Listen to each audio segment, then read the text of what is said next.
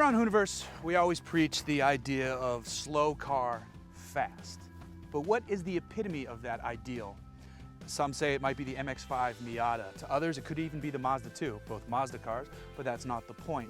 For me though, it's a car that doesn't have four wheels, and it's not a motorcycle with two wheels. It's this thing with three wheels. This is a 2013 Morgan three-wheeler, and we're gonna dive into this delightful, delicious little beast.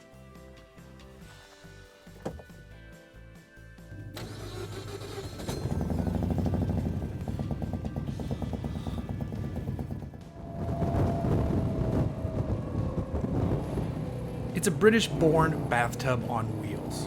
This tub has quilted leather seating though. Up front, the power is supplied by Wisconsin-based engine builder S&S.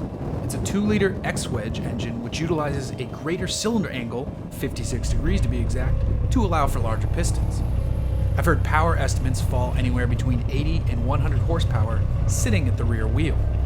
Doesn't sound like much, but it's more than enough when the vehicle you're riding in only weighs about 1,200 pounds. Well, me in it, it's closer to more than that. Whatever, I'm overweight, I get it.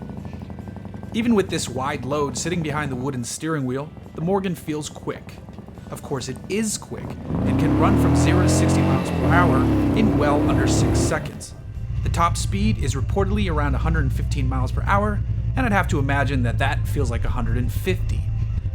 It's not about all-out speed here though, as this three-wheeler offers up a truly old-school driving sensation.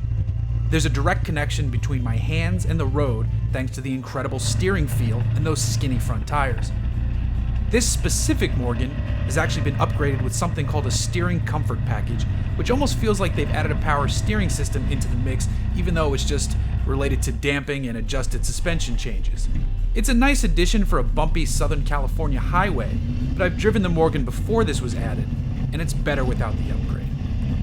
This way, you feel every pebble on the road, and you know exactly where you've placed those tires. It's still exceptionally good with the package, it's just truly marvelous without it. There's something special about donning a helmet and goggles or sunglasses, and then flipping the ignition switch.